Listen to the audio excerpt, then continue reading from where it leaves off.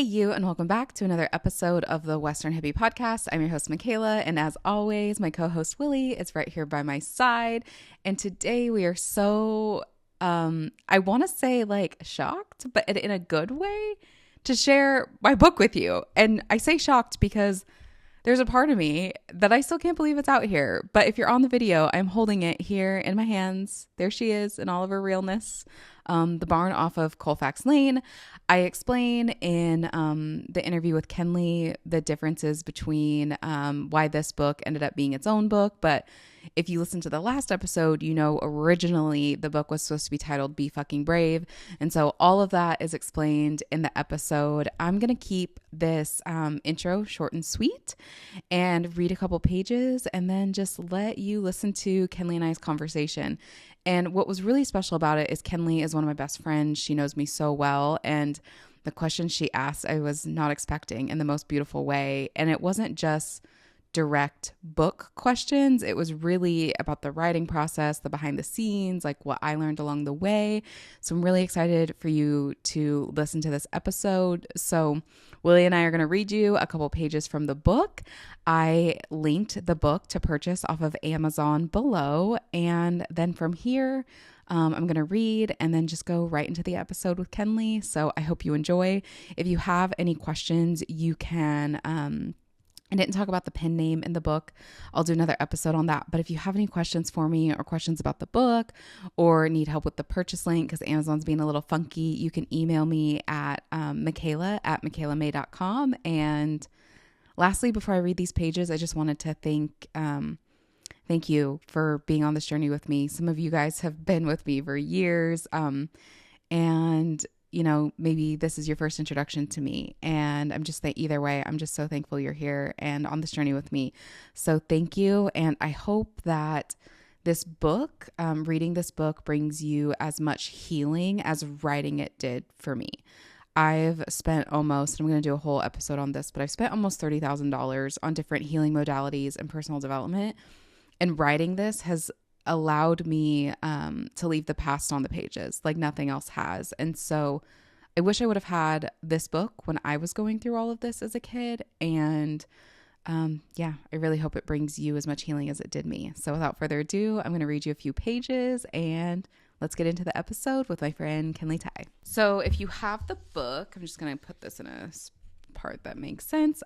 This is on page 27. Even when I know nothing about something, a sport, hobby, craft, anything really, and I've never seen it done before, I can tell if someone is good at what they're doing or if they're terrible at it. I don't know why I know the difference even when I watch something new to me, but I do. I can remember being able to see talent or lack of talent since I first took swimming lessons. I was still in diapers, but once I got old enough to form an opinion, I could tell who could swim well and who would have their arm floats on in the kiddie pool for a very long time. I never wanted to be the kid stuck in the kiddie pool or in her arm floats, so I pulled mine off early against the instructor's advice. I told the instructor I didn't like them and they hurt my arms. Most people won't argue if something hurts. But the truth is, I would have drowned before I became one of the kids stuck in the kiddie pool with my arm floats on longer than necessary. Even at 3 and 4 years old, I knew there had to be a quicker way out of the kiddie pool, so I removed all flotation devices as soon as possible. If I recall correctly, I became the youngest kid to swim unassisted in my class. I think that means I did something right. The day I watched Todd ride his mare for the first time, I saw just how much talent the two of them had. Plus, Todd did show off a little bit. While in the spin maneuver looking thing, Todd wrapped his reins around the horn of the saddle and completed the maneuver with his arms crossed in front of his body. I had no idea what I had just watched, but I was memorized just by how good the two of them were. Watching Todd and his mare also made me realize that riding Vegas had turned me into the kid stuck in the kiddie pool with her arm floats firmly around her biceps. I wanted out of that darn kiddie pool and I wanted the darn arm floats off of my arms. I committed to learning everything I could from Todd and his new mare, so I studied their rides each time Todd rode her. Without further ado, here is my episode with Kenley Tai, and the barn off of Colfax Lane can be purchased on Amazon and is linked below in the show notes. Thank you. And I will talk to you at the end of the episode. Yeah, so I wrote a book. And the book turned into 3 books. So yeah, the first book So originally it was going to be one book titled Be Fucking Brave, and the one book was going to have three different sections. And it was a really interesting moment, actually. I was in this office when I wrote the last sentence to what is now the first book. So the one book that was going to be three parts has now turned into three books. And the reasoning was the book kicked off with 12-year-old Michaela. So the books are all written from the perspective I was then, the age I was then, from that perspective. And when I got to the last sentence, I started crying, which, as you know, it takes quite a bit for me to cry. Like, I'm not one of those people who cries over, like, as I get older, I would say that it's easier for me to cry. Like, I'm more tuned into, like, instead of fighting them, I'll let them come up more. But it was odd. Like, I wrote the last sentence, I don't want to give it away, and I started crying. And I was like, "Oh, this is done." And I'm sure, as if you've ever had thoughts that came into your head that you weren't expecting, I'm like, "Oh, this is done." I'm like, "Whoa, whoa, whoa." Like, what? This is only the first section. There's two more sections. Like, what do you mean this is done? And it became apparent that this needed to stand on its own. And one of the reasons that it made sense was, so the first book is now titled The Barn Off of Colfax Lane, which was originally part one.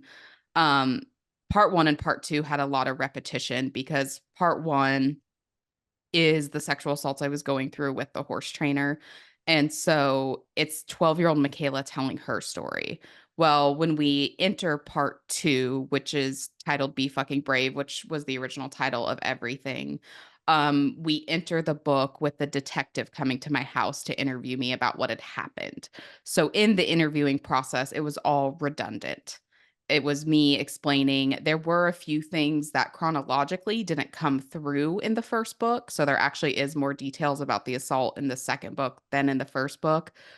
I really felt like 12-year-old Michaela needed to have her own thing. Like, I really, kind of that I now call it my banger year. Like, I didn't really realize how hard of a year 12 was for me until writing the book, because the sexual assaults was really the end of my 12-year-old year. I left the barn in August of 2008. I turned 13 September of 2008. And then in writing the book, I realized how the year started was I had switched schools for the first time in 9 years, or however long you're in elementary school. I went to the same elementary school. I had the same teacher for 2 years. And what I didn't realize until I wrote the book was that the classroom, we went to a really small school. We all knew each other. We felt like a very dysfunctional family. And a lot of the needs I wasn't getting met at home was getting met through this classroom and through the teacher. And like, this teacher we had, shout out to Mrs. Jones. She would get us cards on our birthday. She would get us candy on our birthday. Even after my first horse died when I was in her class, like, she held me when I was crying. Like, I mean, yeah, I mean, we were family. I've known all these kids almost my whole life. So then we enter elementary school. Not only does the teacher suck, but now this dysfunctional family had went our separate ways because we were all in different classrooms.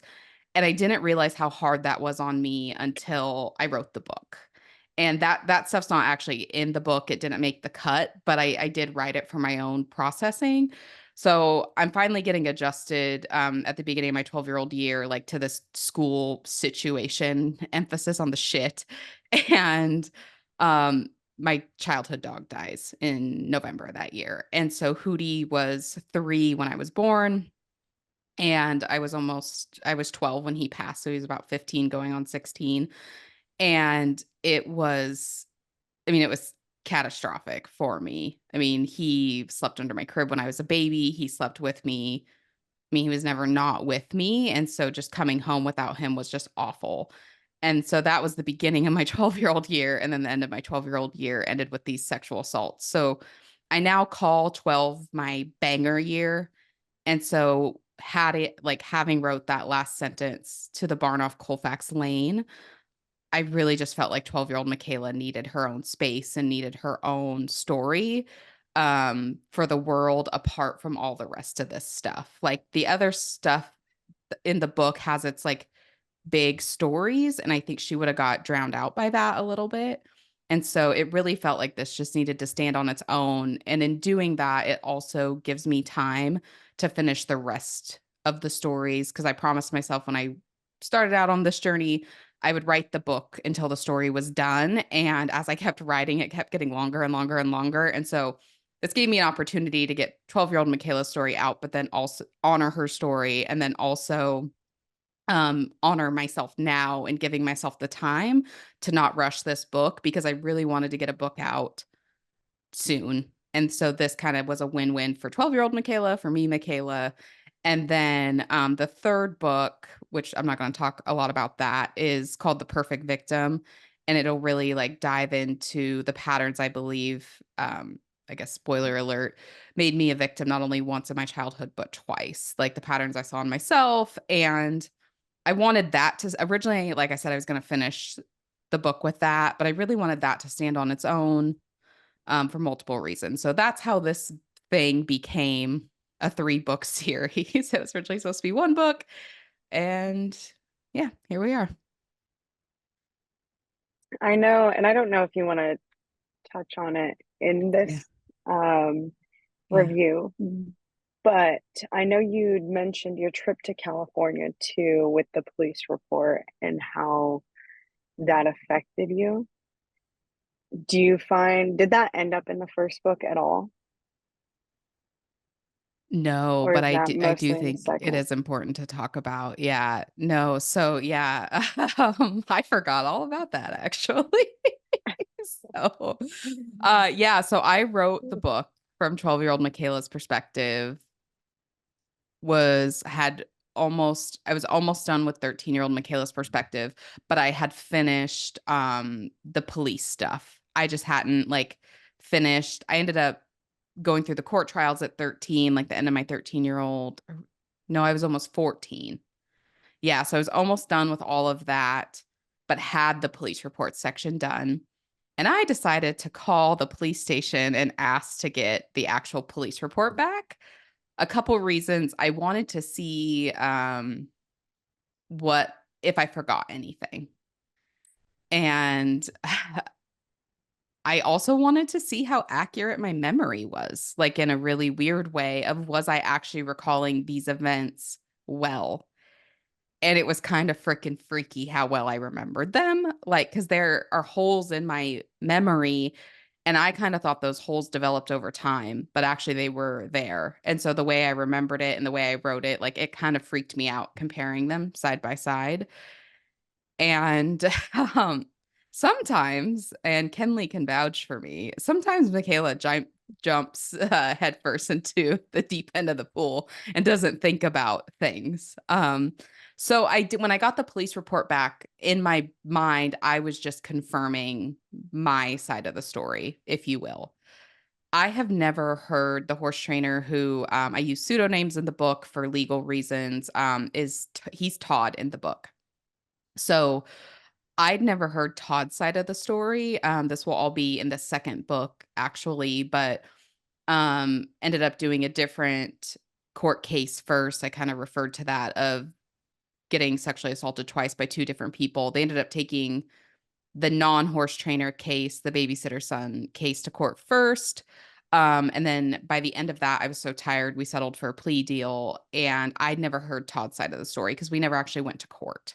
Um, so when I got the police report back, it was the first time I'd ever heard Todd's side of the story. And that was kind of the other reason to split it into 2 books is I didn't realize how much it was going to rock me to hear his side of the story. And a lot of these things will come out in the third book, which will be The Perfect Victim, because my assumptions became truth. And that was a really weird space for me because like I said, I had saw these patterns and they were assumptions as to why I was, and this is the title, right? The perfect victim, quote unquote, like why he could groom me so easily and why I wasn't going to tell. Like all of these things I had assumed, but then they were proven true in the police report. The only difference is he used them to say why I was lying. So in the police report, he was saying, this is why Michaela is lying. This is why she's making up this big story. But him and I both know it's the reason, like, because he saw all of these things, that's why I was, quote, unquote, "a safe target" for him, because the likelihood of me telling was just less and less because there were these holes in my family life. There were these, gaps within me that he could go in and fill so that I would feel whole with him in a lot of ways. And so, yeah, that I needed to take a break on the book after reading that for a couple of months, but still wanting to honor myself and getting a book out. That was the other reason. It was like, okay, I feel like I could get, because I don't need the police report for this first part of the book. So it allowed me to keep working on something while I was processing this police report that I had never wrote or read until what, 15, 16 years later. There's one other question that came to my mind Yeah. regarding the police reports, and then we can go back to the first book if you're okay with that. Yeah. But when you said like your assumptions became truth and then he used those against you to prove why you were lying, how did that feel to process that? I was actually listening to an interview yesterday and I think I'm going to borrow her words. Her name's Teal Swan, and she went through a bunch of like ritual abuse and crazy, crazy things. And the guy that had groomed her, crazy story, I'd never heard of it, was training her for survival skills. This was his story to her. And so he would chase her in the woods, like on a mule or, um, on ATV or something like that. And so then when she had to go through the processing, what she said was, I had to, because they present it as we're helping you. They present it as we love you, and processing how in danger you actually were was kind of a weird, that was like how she said it. Like I had to process that I was actually in danger because I was getting chased by a psychopath. Like he wasn't actually training me on these survival skills of running through the woods. Like this was what he was using to get off. That was Teal's words on her experience. And that was like, oh, the way he groomed me was that he loved me. And so to like kind of face that was a weird, it's still weird. And I'll tell you why it's weird for me is because even though he was faking that for grooming, my care for him was not fake. And so that is like that hard gap for me to fill in my own self of I actually did care about him. And there's a piece of me that will probably always care about him. And, some of the things that I still use if I ride horses today came from him. And so that's kind of the hardest part to wrestle with is the love and care that he used as a game was never a game for me.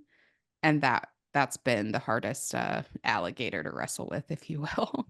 Yeah, it's interesting that you bring that perspective up because I think a lot of people, when looking from the outside in on a lot of child, predators, people who prey on children, what we fail to realize as adults is that these emotions and feelings are very much so real for that person. Like it's not just a, oh, this is so cool, I'm with an older person. Like, no, those emotions develop within children. It's no different for a child who has their first crush than an adult who has their first crush. Is those emotions are really real.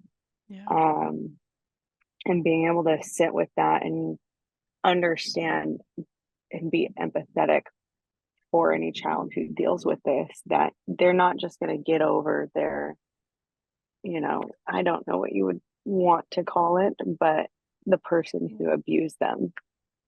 Mhm. Yeah, and denial of those feelings will block you from healing. Like, Mm-hmm. we talk about the processing of the negative emotions, but the processing of the positive emotions can be just as hard in a lot of ways because um Mm-hmm. he and I talk about this in the book, but there's one line that I wrote in the first draft, which I've told you, Kenley is now titled the rage pages. Like some people call it the shitty Mm-hmm. first draft, some people call it vomit draft. I called mine the rage pages because I just had so much anger that I needed to get out. And it was like the mind pretzel of one of the lines I wrote. I don't think it made the last cut was he would kiss me in moments that would be cute if it didn't involve a minor in a 67-year age gap or like whatever that was. And so that was like a weird thing is like I'd never had a grandfather. My grandfathers had all passed before, and so it's like he filled that role of a grandfather, just to, like, betray that trust, and so those emotions are almost easier to accept. Like, of course, I feel betrayed, of course, I feel hurt, but then the confusion is kind of the next layer of that, and then I did actually care about him, and that if it was anybody else but him, that would have been a really sweet moment. And the other part is maybe that was still a really sweet moment. It was just also effed up. But then when you've been groomed and brainwashed, you almost can't tell the difference. And that, um, but when I avoided, like, because originally I was not planning on talking about any of this, both in the book and here now, of the positive emotions I felt. It was like, I can't move on because then I'm almost blocking myself from feeling these positive emotions with anybody else because I'm afraid they'll lead me astray. But it's like, Mhm. no, you were just led astray by a very perverted man. And I would imagine it creates a feeling of isolation when you can't sit and process those. Like, I think there's a large expectation from everyone else in society that it's like if someone wrongs you, your mentality should be like, screw that person. And almost this hate filled perspective then towards someone who does you wrong. But at the same time, not being able to show that, hey, despite this wrongdoing, there's still a lot of emotion in here that's not anger and that's not hatred. No. And having to suppress that is almost just as gut wrenching as expressing and feeling the other. Yeah. Yeah, and actually, I don't know if I've ever talked about this publicly, and I don't know if I think you and I have talked about this before, but I went down a rabbit hole probably 7 years after the fact, after, like, everything happened, after the court cases were closed, of what would cause a human being to do this to another human being. Because again, I didn't understand the betrayal, I didn't understand the shock, like, and so I went down a rabbit hole of, okay, how does a human being do harm to another human being? And I kept coming back to the first step is always dehumanizing them. And I will say now, for my own self, diving deeper into the trauma work, there's a dehumanization and a rationalization that very much are doing a dance. Like they're kind of two sides of the same coin. Like if I do something wrong to you, I have to rationalize that you're a bad person so that I can justify it in my own mind. And dehumanization is one of the ways to do that. So if we look historically, the Holocaust, World War II, they weren't people, they were Jews. If we look at slavery, they weren't black people, or they weren't people, they were black, they were the N-word, they were slaves. There was a stripping and a cut of these people are not humans anymore. And as so at that time, when I'm going down this rabbit hole of dehumanization, I'm still calling him the rat. And I started calling him the rat because I could not, from like 12 to 15, probably, I could not say his name without clenching my jaw, without chipping my tooth. I mean, I chipped a tooth clenching my jaw so hard one time because I had to say his name for court stuff. And because you have to state the perpetrator's name and blah, blah, blah. And I mean, it was just awful just to speak his name. And it's kind of, Hermione says it in Harry Potter, like, fear of a name only increases fear of the thing itself, but I was dehumanizing him, and at one point, like, I was dehumanizing him to get my power back, right? Like, it was a power thing, and I'm not saying this like, "Bad Michaela, don't ever do that." I'm just saying when I went down this rabbit hole of dehumanization, I realized, like, I had to stop dehumanizing him even by calling a rat because it became a refusal to play the game. Like, the buck stops with me, and even though he did some terrible things, I'm still going to see him as a human because how I believe we do one thing is how we do everything, and if we justify it in this purpose, then we're gonna justify it in a Holocaust sense. We're going to justify it in a slavery sense. So, like, someone has to stop the buck. And so I started, when I would tell people my story, instead of calling him the rat, I would call him Todd. I would say his name. And eventually it was like, it also helped me as I could say his name in a weird way. It also helped me, like, that was something that happened. It's in the past, but it's not now. But that was a really interesting journey that I went on that I see in a lot of victims. They come up with names for these people. And I think by us doing that, it actually still allows them to hold power over us because we're adjusting Mhm. our behavior for them, to them. And so that was like a really interesting journey of processing too, of the dehumanization piece. And like, just because he dehumanized me, I'm not going to play the game and I'm not going to do that. I'm not going to do that to you, regardless, because your actions don't, and we've talked a lot about this, like your actions don't get to dictate who I am. And yeah, that was a really interesting processing piece too. Well, and from that, we've talked a lot about generational trauma and all of these things that may not be our own, but that we have the opportunity and the blessing, if you want to look at it at the light end of things, to break these. And it's the same thing when you experience trauma within your lifetime. It's like you have this this deciding pa- factor. We call it like a friction point in the military, where you get to go one path or the other, and your two options in this scenario is to become like the abuser and those abuser tendencies with that manipulation, dehumanization, and building out that likelihood in order to survive, or you break that chain like you were saying, where you stop the buck. And so I would just like to say I'm in awe of the person that you are today and the awareness that you had even at a young age. If it wasn't actively cognizant of like, oh, I'm doing it because I don't want to be that, even if it was just like, ooh, I don't like the person that I'm being, so I'm going to change it for the better. That is so beautiful, and it has led you to where you are today. Yeah. And I do want to give, some people would call it God, some people would call it the universe, whatever you want to Mhm. call it is, and I'll talk about this more in the second book. He put an avatar, if you will, a character into my life who had went through something very similar and never healed.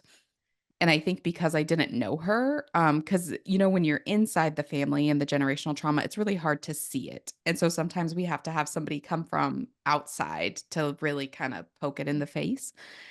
And he had put someone into my life that had went through this, and had asked her to take care of a horse for me because I had a court date to go to. So I was 14 at the time, and she said, "Oh, what do you have to go to court for?" Because it's kind of an odd thing that a 14-year-old is going to court, especially like I was a pretty straight and narrow kid, if you will. It wasn't like I would be Mhm. going to a juvie thing for something, so it would catch people by surprise. And so I just gave her kind of the outline of the story, and she's like, "That happened to me when I was younger." And she's like, "I hate him." And for some reason, I could see the control it still had over her 25 or 30 years later. And I didn't have the words for it then, but I remember hearing God say, "If you don't heal from this, that's you in 30 years." And I don't like labeling things good as bad, but I'll just say she was a person I didn't want to be. Mhm. So shout out to the man upstairs for that one. I think the flip side is also this is a coin that neither side is easy to navigate, because it's like I think neither option is better than the other, but for myself experiencing my own, sexual assaults at different times throughout my life, it's like you can come out of it hating the person or not feeling ill towards the other, but that pendulum is going to swing. And you're going to have moments where, despite not having ill feelings, you're going to have anger and hatred at one point in time, one day. It's going to happen. And then the flip side, where you might be filled with the anger and hate, and you're going to swing over and find that balance of having good emotions towards them and not feeling ill towards them. And I think eventually what we're trying to work towards is just that middle ground where it's like, I no longer have this visceral emotion towards their presence. Mhm. Yeah, I love that metaphor because, like, as you were talking, the images that were coming to my mind was to make the neutral be homeostasis, and it doesn't actually Mm. mean we won't, like, leave neutral because, like, as I was writing this book, I'd went to the anger side of the pendulum more than I had gone to in years, but then I came back to neutral, right? And maybe even a stronger neutral than I ever had because I was able to, um, process some of the anger that still lived in me. Um, yeah, I love that metaphor because yeah, it's like I still go to the anger. I still go to, um yeah, more the anger side of the pendulum. Let's not beat around the bush here. I'm like, I don't really go to the other side of the pendulum very much, but like, yeah, I would go to that anger side or that fear side, but then and I still do, I don't think, but if I can come back to homeostasis, that neutral position quicker, or live there more than I live in the like, you dirty son of a bitch, that's that's ideal. And I will say for me, it comes up the most in like romantic relationship pieces of that's definitely where the anger will still come in more. Well, and I'm curious too, because you and I have done different inner child walks and Mhm. explored the, I mean, just the fact that you've written the book alone for your 12-year-old self is kind of a showcase of that. But I think maybe, and correct me if I'm wrong, but the care in that opposite side of that pendulum may reside within your 12-year-old self or your younger self. And then that anger is that anger that your older self feels for not having a protector there for that piece of you. Mm. That's interesting because actually, when we were talking about the pendulum, I didn't know what was on the other side. Like, I could only see the anger piece of it. And when you use the word care, it actually gave me a perspective shift in real time because that is what's on the other side. Like, because I knew what it was like for someone to use care as a weapon, if you will. Now know how to use care from like a very genuine place of I'm not looking for anything from you. And Mm-hmm. so now that you're talking, I actually do go to the other side of the pendulum more than I give myself credit for. Um, because caring and loving for somebody without any strings attached, it's probably if for me, it's the best gift you can give somebody because I know what it's like to have um the opposite. And Mm-hmm. so I do like whether it's with the animals, I do go to that side more than I give myself credit for. Yeah, I probably would use the anger for the protection because, it was a man at his most beautiful and best is a protector and a provider. And so to use what's supposed to be safety for a woman for inner gain is pretty perverted, literally. So yeah, yeah. I would say most the anger comes from when it comes in is definitely from the betrayal because we were close. Um, Mm-hmm. I did see him as my grandfather. And that, like I said, I didn't have both my grandfathers. My parents had me. My mom was like 37, 38. My dad is 8 years older than her. So 46, 47. Um, my grandparents had just passed. And so it would be like most people my age is like great grandparents were the age of my grandparents. So yeah, because I didn't have the words back then for provider and protector. I think we know it intuitively because maybe that is the betrayal of the person that's supposed to protect and provide. Yeah, Did the opposite. I think that for any child who's experienced, whether it's sexual abuse or neglect, where you're just not getting your basic needs and your emotional and your cup filled, if you will.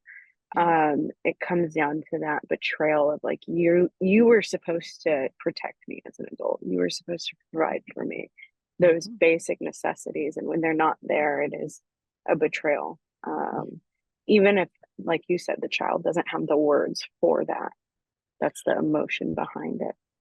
And Yeah. then as a child, you start filling in that narrative. Oh, I they didn't provide for me because I wasn't good enough. They didn't provide for Mhm. me because I didn't do this enough, or I didn't achieve this, or they weren't proud of me. And I'm curious if you had to break down any of those narratives yourself from your 12-year-old self having experienced that. Yeah, I mean, still in a lot of ways. This happened because I'm a bad person was a lot of it.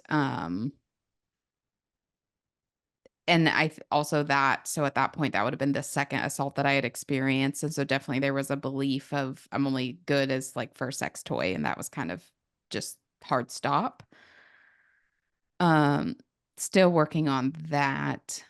Um, my perfection wounds, I think, were not from that, but that definitely did not help future stuff. Like, this made me having this as, like, a bookmark in my past made me a less perfect person. Mhm. Let's see, what other my worth wound has been a big thing of yeah, just again, my worth was kind of at the level of a sex toy, hard stop.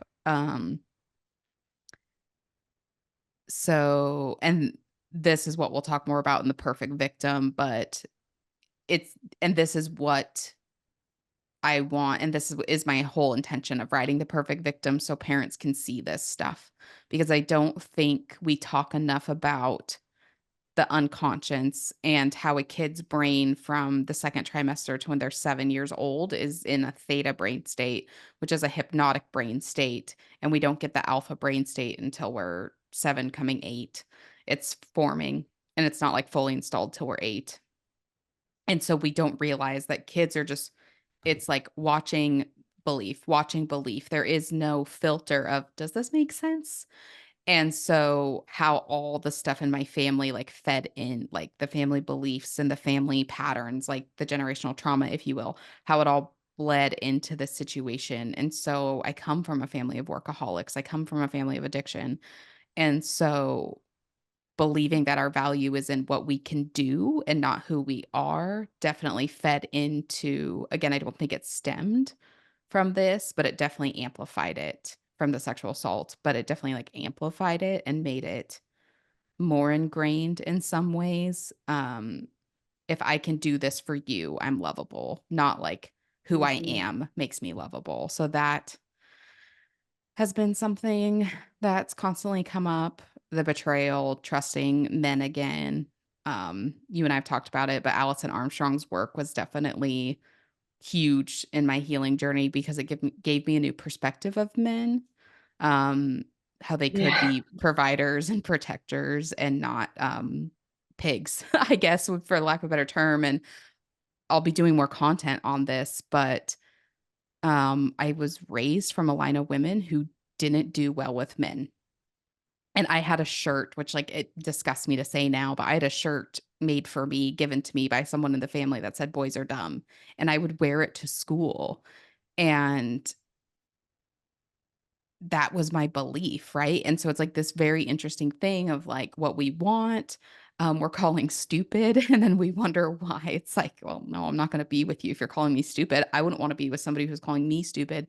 And so I Mhm. already like have this foundation of beliefs of men laid down, like, but as a child, my dad was my hero. So it's like definitely these conflicting beliefs going into the sexual assaults, and then the sexual assaults happen and it convoluted so much in my head of like what I thought about men, but then also I had these beliefs, but then all my best friends growing up were boys. And so then, we come into Allison's world and read Keys to the Kingdom and the Queen's Code, and I've read her book Making Sense of Men. I've taken her Making Sense of Women course. Like, oh, we're biologically different and there's ways we work with people. And it gave me a lot of healing too, because she talks in the Queen's Code about how sexual trauma is like men and women's instincts colliding at their worst, a woman's like high desire to please a man. And I actually don't remember the men's high need. Do you remember it by chance? I don't. I know that's kind of interesting that I don't, because it was a woman's need to please a man colliding with a man's, I think it is a sexual desire or sexual need or something like that. And it's like the peak of them clashing. And so from an instinctual piece, that definitely really helped me understand like why, even as I was going through this hellscape, like why I was trying to still please him. Um, I mean, I think Yoda said it best, like, you must unlearn what you have learned.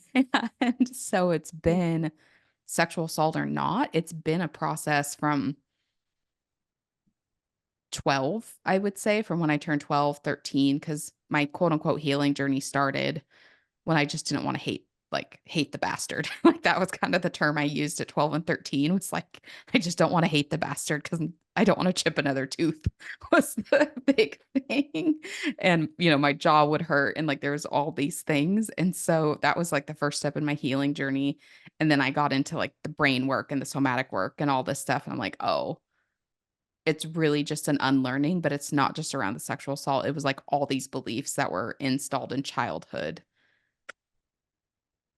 And I feel like I'm still the book let me look at my story objectively for the first time.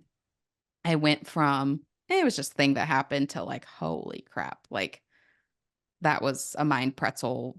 It was a roller coaster in a mind pretzel. So if there's a roller coaster shaped like a pretzel, let me know and I'll go test ride it to see if it's accurate or not. But that's like really, yeah, I feel like I'm still in it in a lot of ways, and accepting that there's always going to be new layers to it has been another processing. And that I write about this in the introduction of this book is like my problem is not that I have ghosts in my closet. Like we'll go with skeletons in the closet. I think I used the term ghost in the introduction.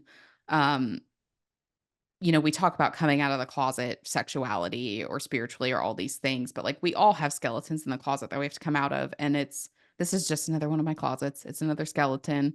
Everyone's got them. And so to back to that perfection piece, the fact that I have them is not the problem.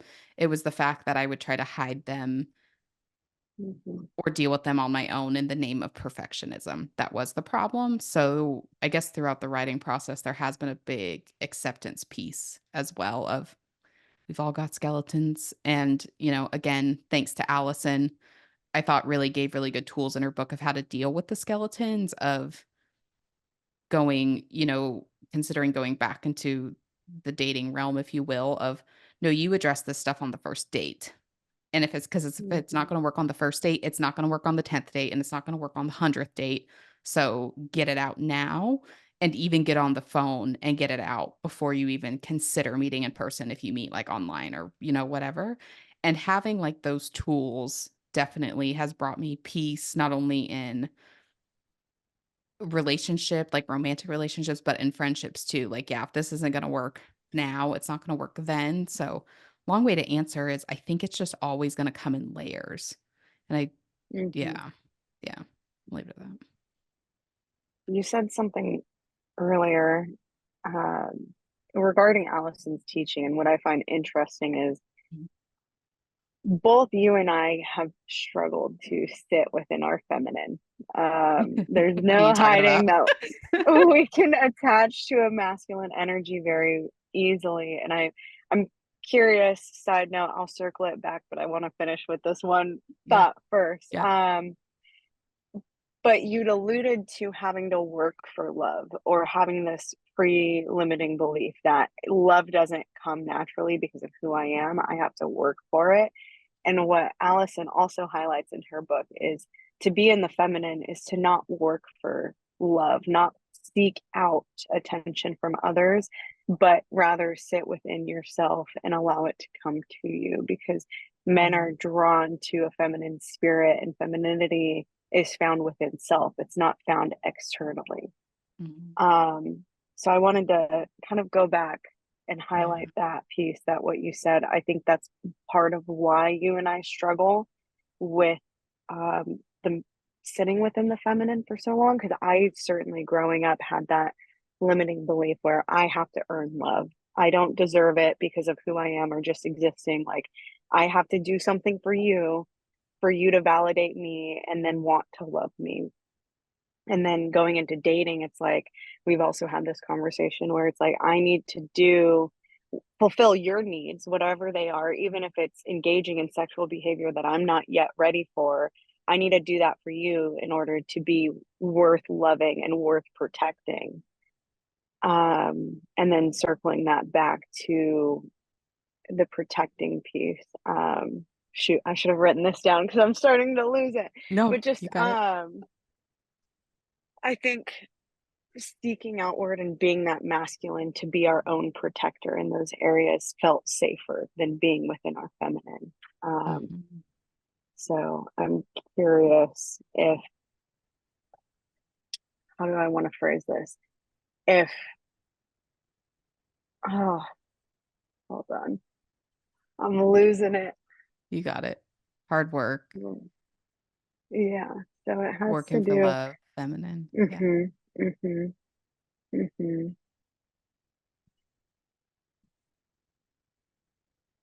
It might be gone. Invite the train left the station and we were not on it. Oh yeah, I was Um, definitely not on that station. I guess I'm curious, if that,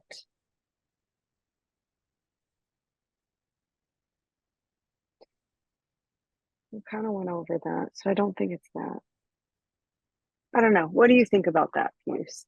well, I think that was interesting because even this morning, as I was like getting ready, because that's like to produce is a masculine Mhm. trait. It's a masculine, and so even this morning, I was just like rushing, and like even just as you were talking, I'm like trying to get all these things Oh like yeah. hunting, right? And it's like, no, you're a gatherer, dude.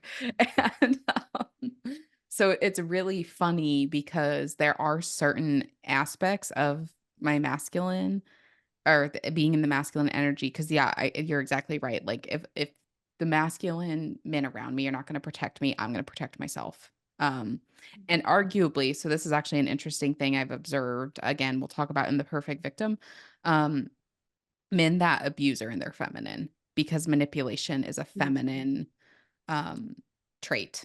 And before everyone just jumps out of their seat, these are instinctual things. They're things we needed to survive primitively. In the two some million years humans have existed, our DNA has not changed. Like we can pretend like these instincts are still or that are not there, but they're there. And again, we're just gonna love on Allison all podcast long because she's amazing. But to Yes. quote Allison Armstrong, I don't argue with the way things are. I figure out how it is and I learn to work with it. This is how it Uh-huh. is. It's so good.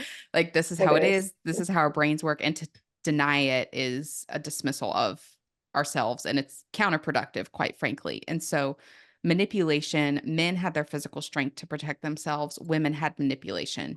And manipulation could be I can't fight this bear, but I can out trick this bear. I can out hide this bear. I can out. So, again, not good or bad, it just is. And so, for me, I, yeah, I mean, it was, and I was even thinking about that the other day of me choosing to be single for as long as I have is also a form of control, right? It's controlling like who has access to me and who doesn't. And Mhm. behind that control is the masculinity piece of like, I don't trust you to protect me. So I'm just going to keep protecting myself. And so I would argue that might be the biggest piece of someone who's experienced any kind of sexual assault is You can call it vulnerability, you can call it protection. Um, but it's really working on that trust and safety again. And I think, again, for me at this stage of my life, knowing that part of that work is going to come within a relationship. Like, I can't think my way through those wounds. I have to work on those within a relationship. And so, um, and Ah, I think, yeah. yes.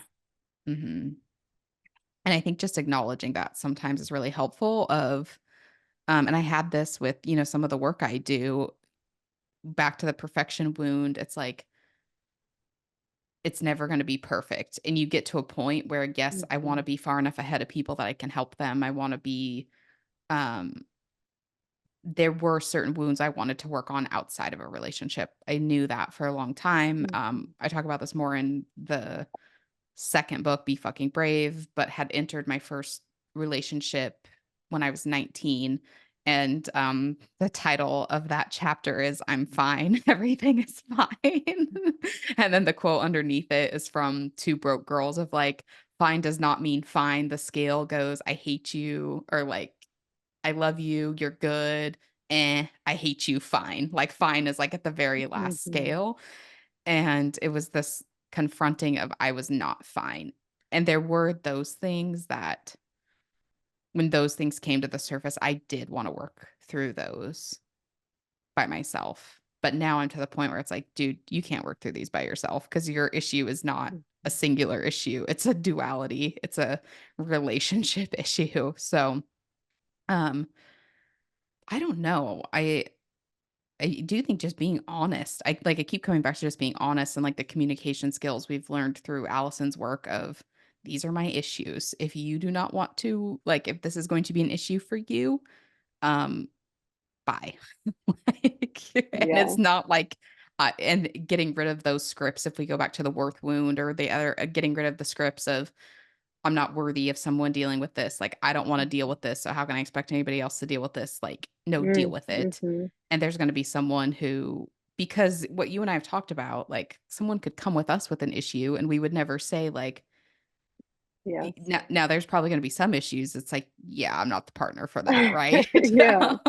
But, But it's never a wrongdoing on them. It's just like, hey, this is outside of my realm and scope of capacity of what I mhm, can assist with. You might right. find someone better matched. It's never Yeah. a wrongdoing on them or a scar hmm on them. But for us, when you flip it around, it is a scar on us.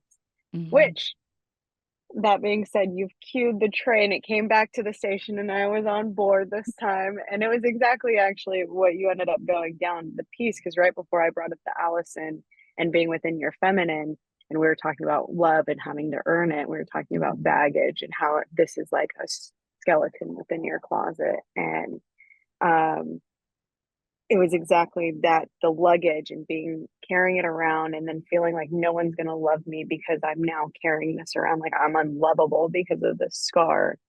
um Yeah.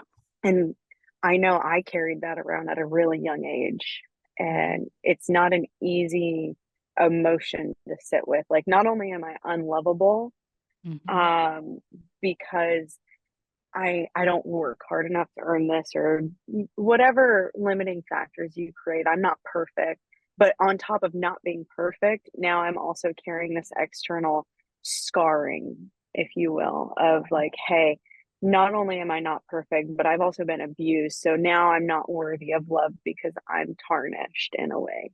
Yeah. And like, I carried that around, but without the consciousness of knowing about the tarnishing. hmm And I know that feeling was amplified for me at 20 when I experienced another event myself. I can hmm only imagine putting yourself back into 12-year-old Michaela's shoes and carrying around that feeling. Yeah. There's a line in the book. Um, that was a very real thought that I had. So one of my favorite things about the book, and I didn't write this, so I typed it, but 12-year-old, this was 12-year-old Michaela. So go girl. they're called call out boxes, but there's these boxes in the book that's actually me arguing with me, myself, and I. Um, because I don't think we like to talk about this, but there's multiple voices inside our head, and it's like, "Oh god, if we talk about this, someone might deem us as schizophrenic," and I'm just like, "Whatever. It is what it is," and these are very real arguments I was having, and so, one of the things that people do with grooming, and I explained this more in the second book because the detective had explained it to me, so the goal or the intention of writing it through the perspective and the age that I was that we were going through this journey together. I love Harry Potter and very much like the first Hogwarts book, like Harry didn't know about the wizarding world. So we were learning about the wizarding world with Harry. I very much wanted it to feel like that. I wanted to feel like you were dropping in with me and we were going on this journey together. And so, I do explain this more in the second book than in the first book. Again, first book, The Barn Off Colfax Lane is very much just Michaela's story. It's a very common grooming tactic, which is what happened with me to me of they will do something and then wait. And in that waiting time, this is where the dialogue and the call out boxes like start coming in is oh, it was just an accident. So you start justifying it. And then because so long took place, um, it really feels like it was just an accident. They didn't do it on purpose. And then they're also waiting to see if you're going to say Mhm. anything. And if you don't say anything, if you dismiss it, like it makes them more comfortable with doing something else again. Like, there's less it's kind of a benefit consequence thing, like, okay, if she doesn't say anything, if she doesn't do anything, like, I got a better chance at continuing to act out things without her going to tell somebody or him, people experiencing this in general. We'll talk about this later, but I actually do think more boys are molested than we know, it's just not okay for boys to talk about, and so my hunch is that more boys actually get molested than girls. It's just not talked about. So sorry guys for just saying her in that situation. But so the first incident happened and I don't think anything happened again. This is where like the holes in my brain are for another like 2 weeks. So the first incident happened and I remember looking in the mirror and it's in one of these call out boxes. And I very much have a transition about halfway through summertime. So I go from being a pale, like dirty blonde to a very tan, very blonde person. I still go through this transition every year. And there's always like a turning point where it's very noticeable, because you kind of slowly tan. And I hadn't looked at myself just I talk about this in the book. We would hay farm during the summers, and so it was like a really long process or just a tiring process. So you didn't really have time to stop and look at yourself in the mirror. And so the first incident happened. I got sick to my stomach and asked to be off work for the rest of the day. So I go home, lay in bed, and I get up to go to the bathroom. And I keep like the first incident that happened, he had grabbed my left boob. And I keep, like, looking down at my boob, and I keep looking up in the mirror. I'm like, "There's no way that happened," and it was, like, the first time I'd got a catch of my reflection, like, all summer, and I'd realized, like, how tan I'd gotten, how much lighter my hair was, and I kinda remember looking at myself and, like, cocking my head. I'm like, "Maybe I'm pretty, but I'm not that pretty," because there was very much this belief, like, I was friends with guys, but, like, guys don't like me. I'm not a girl that guys like. I didn't fit what Allison would call the perfect person. Like, I very much had this persona in my head of what girls get guys, and I did not fit that persona. And so I'm like, there's no way this happened to me because I'm not pretty enough for it to happen to me. And so that was very much a dialogue, like even 12-year-old me was carrying, like, and underneath that, to what you were referencing, is I'm not pretty enough to be lovable. I'm not skinny enough to be lovable. I had the blonde hair going for me, right? Like, but um my boobs weren't big enough to be like all of these scripts that are in our culture, that are in our movies, they're in our books, like all of these things, I very much even at 12 was carrying around with me. So yeah, I'm Mhm. not lovable because I'm not pretty enough. So yeah, even at 12, again, when you're that age, it just is. But then reading that present day me, reading back on that, I'm like, holy crap, that was a heavy, it's not just me, like, it's a heavy baggage. I don't think adults realize how many kids are carrying that around. And even again, these are call out books as these are dialogues in the book, but like within our culture, like how much pressure, because that was like one of the things that progressed was he started kissing me. And even like the pressure to be a good kisser and like I'm not lovable because like it was awful. And so like as a protective mechanism, I started like biting my lip. Yeah, we can go into this, I guess, but, like, so one day he was old cowboy, like, he used chewing tobacco, and so I would, like, as events would start happening, he would kiss me and I would dissociate, so I very much would leave my body to not have to, like, fully experience things, and so one day he, like, breaks away from my face, and I was like, "God, there's something in my mouth," and I swallowed, like, not really thinking about it because I hadn't fully come back into my body yet, like, if you've never experienced dissociation, it's very much similar to that first 5 minutes you're awake. Like, you're very drowsy, you're very out of it, so you almost don't realize, like, you can't fully feel your body. So, I felt something in my mouth, but I didn't know what it was. Well, so I he had somehow put his whole glob of chewing tobacco in my mouth, and I'd swallowed it. And so because of that, I started biting my lips so that his tongue had a harder time getting into my mouth and a few other things, and even then, how much shame I felt for not being able to, like, kiss him back or not being a good kisser, and, like, when you look at, like, teen movies, how much pressure there is to be a good kisser and to be, like, if you're not perfect the first time you kiss somebody, if you're not perfect the first time in bed, like, you're not lovable, and so I was carrying all this around even at 12.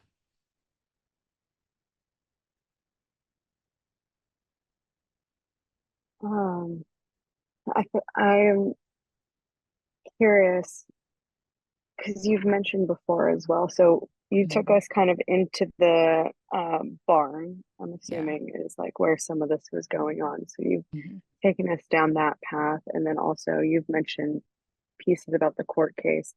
Is Mhm. there anything else that didn't make the cut for the book, but might be worth mentioning in terms of your journey throughout 12-year-old Michaela's life and the writing process? Mm. A lot of the which I did put the bangerier stuff in the introduction, a little bit, I just didn't go, like, fully through it in depth. Um, some of the assault pieces aren't mentioned in the book because, like I said, chronologically, I couldn't remember them, and so it didn't really like, there's a piece in the book where present day me pops back in because from, like, late Jaloon, late June, that's Jaloon, that's a good one.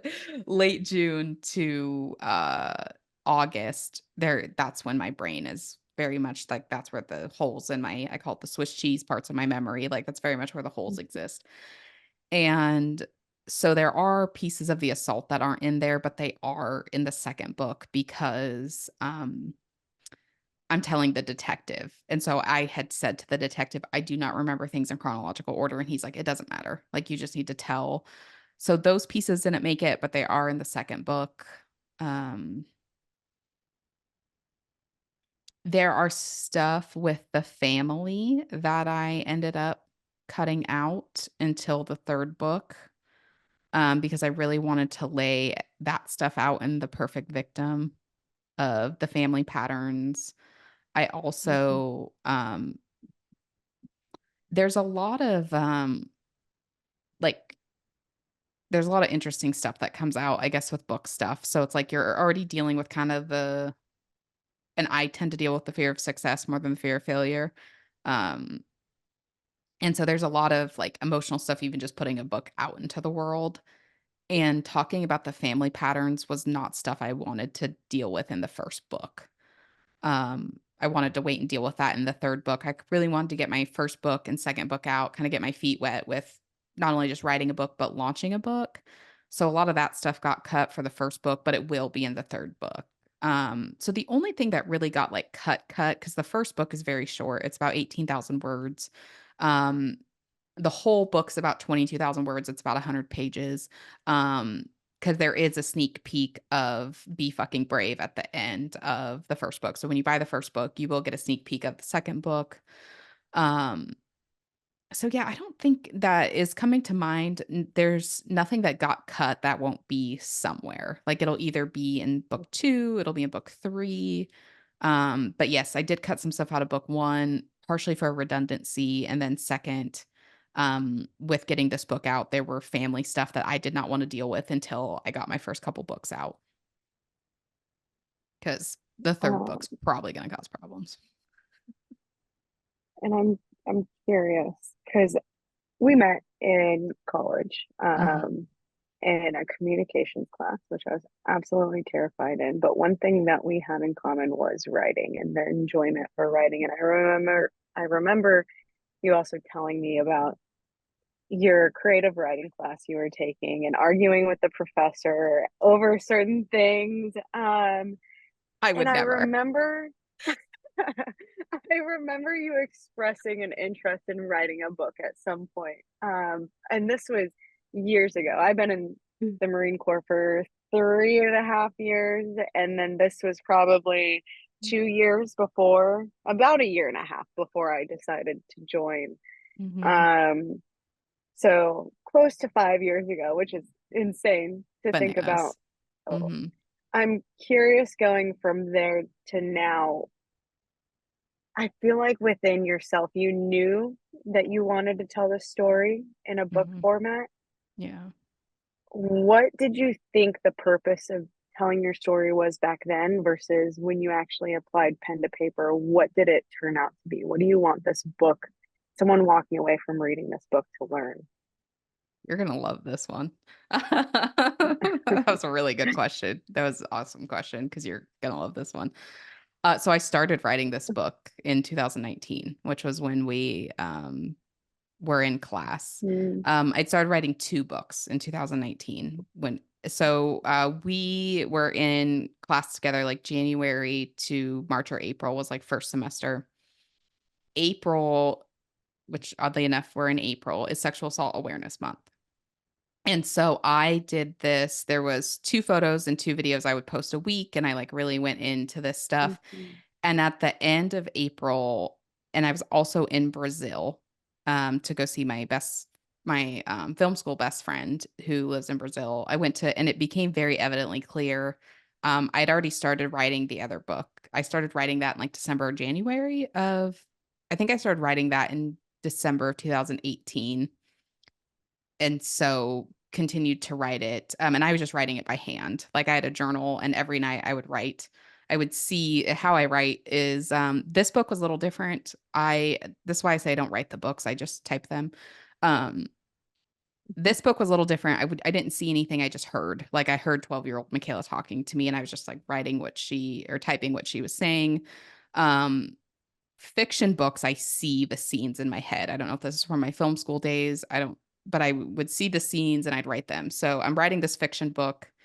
Um, this is where I do relate to Taylor Swift very much so, or any artist really. It was me processing that first relationship of was writing this fiction book. So I would see the scenes in my head and I would write a page a night just in my journal. So then we go to April and it became very evidently clear I needed to write a nonfiction book as well.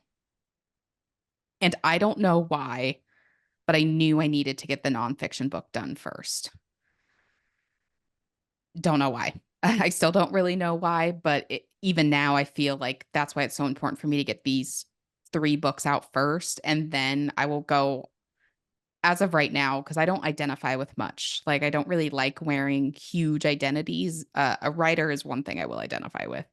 And it very much feels like I need to get these 3 nonfiction books out. I'll go down a fiction writing career, and I probably won't write nonfiction again until my second another memoir comes out is intuitively what I feel. Also, who knows? Because, again, sometimes I just jump off diving boards without asking how deep it is. And so who knows? But so I get to the end and I'm like, I have to get this book out. And where Be Fucking Brave, we're gonna be really interested to see if I can recall this from memory. Um, March 25th, 2015. I was hit a depression. It was one of the worst depressions I'd had. and this quote pops up, and it's like old school Instagram. Like I kind of miss this Instagram. And the quote was, say how you feel, leave the job you hate. Um, Mhm.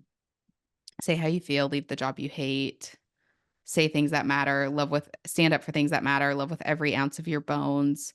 I'm missing a couple lines, and then it's like dot dot dot, and then it says be fucking brave. And so I knew even back then the title of the book was Be Fucking Brave. And in fact, the cover of that book is from one of those photos from 2019, because I'm like, this book came to me 2019. I really want to honor. And the photo my friend took of me, I don't usually love photos of myself, but I really love this photo. And so I wanted to use it. And so the opening of the book is, I've started and stopped this book 3 or 4 times. There's 5,000 words in one document, 10,000 in another, and 20,000 somewhere else. And a part of me knows the smartest thing to do would be go back, find those partially written drafts, and continue on. And the other part of me knows that I need to start here on this blank document. And then me being a smartass says, like, well, blank 68 words ago. And the point was, like, when I started writing it in 2019, I was still so disconnected from feeling it and from the emotions, because my friend Kimberly at TK Stretching, who has helped me with so much healing work, I've worked with her for like 2 years, has also, and she's talked about this publicly, also went through sexual trauma. And so there's this weird thing of, when you're experiencing it, you dissociate. And so when you heal from it, you actually have to feel things for the first time, because when you're dissociated, you never actually felt them. And so when you heal, you actually need to be in body and feel these things. And so I was so still disconnected from those emotions around that. Dude, the book was so disconnected. Like, it was such a lecture. Like, I'm gonna be really dramatic here, but this is what it felt like. Like, I went through sexual assault. Now I'm okay. You should be too, the end. Like, it was so just detached from how I actually felt about the situation. And I was like, yeah, some guy grabbed my fucking tit. Good job. Like, it was so detached and so disconnected. And it's interesting because my joke is my brain broke in 2020. I think it's a funny joke laugh. But I it, think it's so funny. yeah, yeah. And so it caused me to go on this emotional healing journey, right? Like, I went and did psychedelics. I got into more Mhm. emotional therapy. Like, I went, and in hindsight, I may have started the book in 2019, but from 2019 till now, I became the person to write this book. So I that's, love that. yeah, it's been a journey. Yeah. Yeah. Because I could not have wrote it from 12, like, these different parts of me. The psychedelics, the work with Kimberly allowed me to be able to go tap back into these parts of me to understand how they were feeling, what they really went through, instead of present day me writing as if I was watching a movie that I had never seen. It's like, no, honey, you are the main character. Mm-hmm. Yeah, And I want to circle back to another piece, but I'm going to save that pin for later. So I'm going to write this one down because I will forget it. that's a great question. Um, Sorry. My memory, it used to be good and now it's trash. I'm still healing the brain, Mm-hmm. which is why Yeah. my blue tongue, it's supposed to help brain stuff. So I think uh that's one thing you and I share is 2020 breaking our brains for completely two different reasons, but one and the same. It's broken. yeah, yeah. Okay. 2020, the year my brain broke. That'll be in the second book. Oh, yeah. And it has nothing to do with COVID. Mine does for sure. Oh, well, mine doesn't. Yeah. At least that I'd like to admit. You're right. Yeah. Um, how did 13-year-old Michaela feel about a plea deal? Because I have some feelings about a plea deal, but I want to hear about 13-year-old Michaela's as well, and then present day Michaela. Yeah. Um, yeah, so I got my dates wrong. So it probably would have been 14-year-old Michaela that did the plea deal. Because I yeah, I think it would have been.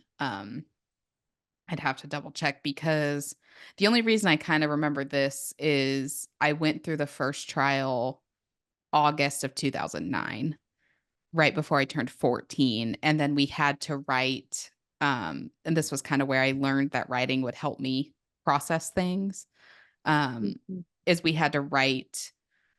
The teacher gave us an option. We could either take a hint of the truth and exaggerate it, or we could just tell, but there had to be a piece of the truth in the story. So, like, one kid in class was like on a tricycle when they were like 4 or 5, but they made it sound like it was a motorcycle crash. But then at the end, you find out they just tipped over their tricycle when they were like 4 or 5. But even interestingly enough, talking about it, having done the inner child walks and inner child work we've done, knowing that that probably is how the 5-year-old actually saw it, which is really interesting to think about. But mhm, so yeah, that was the only contingency on this paper we wrote. It had to be one page, and the truth had to be in it somewhere. I didn't need to exaggerate the truth to make it more interesting, fortunately or unfortunately. And so I wrote my paper on the court date, and that was for my 8th grade year. So the plea didn't happen till after that. So yeah, I was probably at least 14 going 15. Um at the time, I didn't care. I was so tired. There's a hint of this in the first book. It's more in the second book. The assault that happened when I was young was with my babysitter's son. And my babysitter's my babysitter herself was like a second mom to me and emotionally was more emotionally available than my own mom. So like if I had to cry, I went to her. Like when I was a kid, I was terrified of the toilet. So she would let me throw up on her back instead of um in the toilet because I was so scared. And the irony was like my family owned a dry cleaner. So she would just put my throw up in the bag and just hand it off. I was like, "Yeah, I may have let her do it, but you're mhm, cleaning it up." And so one of the things that I was kind of holding on to was that I was going to have her through this court stuff with the horse trainer. And the only reason I told the detective about the stuff that happened with her son was because I watched a lot of Law and Order SVU, and I didn't want them to find out somehow because at the time, some of my friends had known about it and the detectives were interviewing my friends. And so I didn't want the detectives to, if my friends thought they needed to tell the detective this part of the story, I didn't want it to come from them. I wanted it to come from me because I didn't want to jeopardize the case with the horse trainer like at all. So I was like, that was one commitment I made to myself the day the detective was driving over to my house was you tell the whole truth. Like, hopefully this won't come up. I didn't think it would come up. I thought it was in the statute of limitations. Like even at I would have been 13 when the detective came over to the house. Like even then I was like going through all this in my head. I was like, okay, the statute of limitations should be out, like blah blah blah. So the detective did ask if anything like that had ever happened. So I just told him, not thinking anything would happen. They decided to take that to court. And because it was an older case, they took that to court first. And she still had like some child care stuff going on. So they wanted to make sure no other children would be in the house, like blah, blah, blah. That was exhausting. I mean, that court, it got delayed, it got postponed like twice. It would have been about a year-long process. And I essentially lost. I don't see this way now, but back then it was like losing a whole section of my family. And so that mhm. was so exhausting. And I mean, and having, and again, like having someone I loved so much and still love throughout this process. Like I remember praying to God, like, she knows I'm honest. She knows I would never lie. Maybe she'll still be in my life somehow. Like, all these stories you tell yourself, especially at a young age, hoping you won't actually like lose this person. Um, Having her like hate me, like watching her like look at me like through the other side of the courtroom. Like she lied about me on the I stayed in the courtroom the whole time. Like she lied about me on the stand. Like it trashed me. I mean, I was wrecked. I was exhausted. I was just because it's not just the court stuff. It's staying up late worrying about the court stuff. It's, the other stuff that was going on at home. It was, we had horses and stuff, which at the time the horses were my saving grace, but like my mom had a boyfriend that sucked at the time. Like there was all these other things going on that I was just exhausted. So when that case concluded and they offered a plea deal that I did not have to go to court, like he was willing to take it then and now, I was like, dude, sign me up. Um what they didn't tell me exactly was they had dropped it. So Oregon had just passed, I want to say it's called Measure 9. I don't remember. It's Measure 9 or Measure 11, to where all sexual assaults were like a lifetime sentence. And so he would have got like 200 years in jail. And at that time he was already 80 or whatever. Um they had dropped it to get him to take the plea. They dropped it to attempted sexual assault, and he got 30 days in jail. I don't remember being fully briefed on that. I just remember them saying he'll take a plea deal, and I was like, done. Because had I known he was only even being that exhausted, had I known he was only gonna get 30 days in jail, I think I would have gone through it. I don't 'Cause I do not remember being briefed he was only gonna get 30 days in jail, and I do not remember being briefed that it was gonna be dropped to attempted sexual assault. Um, I also don't know, I knew he was gonna be more vicious in court, like, as bad as, the babysitter was, um, hearing her son lie on the stand didn't really bother me. It's like, I know you're gonna lie." So, like, hearing him lie about me, um the, the attorney tried to, like, make me out to be I think it's called a scorned lover, um, because he had got married Yeah. that yeah, he got married that year, so they were trying to make it look like I was, being vindictive against him. I'm like, Yeah. "N." Children are very vindictive. Yeah, like, I remember the attorney looking at me, he's like, "So I technically could have objected to all that, but," he's like, "you were making them look so stupid, I just let you go with it." I'm like, "Thanks, buddy." Um, it's just kind of interesting even saying that out loud. It's like, man, even the detective didn't, or even the DA who, like, cared deeply about me kinda just let me handle my own fight with another man, you know? Um, he did his best, but it is kind of interesting because that is an issue I've had about, like, other men in my life, like, not protecting me. I'm gonna have to go sit with that after this podcast, but, um, I was just so exhausted, and so but I don't know, I think had they told me it was attempted, they were gonna drop it down to attempted, I think I would have still went through it. Now, that was how I felt about it then, afterwards, and for a long, long time. I wished they would have taken the horse trainer's case to court first. I wish Todd would have got more days in jail. And then when I went and did my MDMA, psychedelic sessions, I finally felt peace about how it went.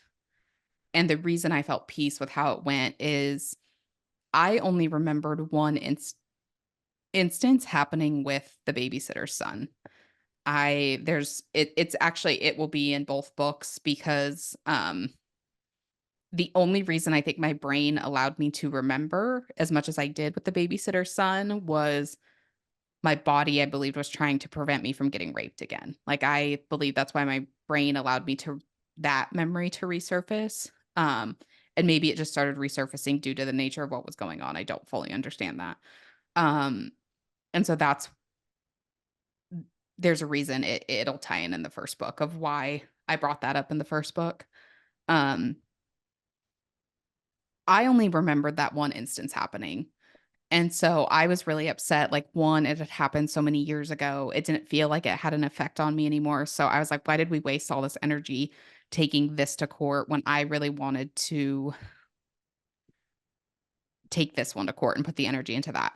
then through my psychedelic sessions, learned it did not just happen one time, it went on for years. And so I felt like me going to court with that was me taking a stand for all these years that I had um forgotten.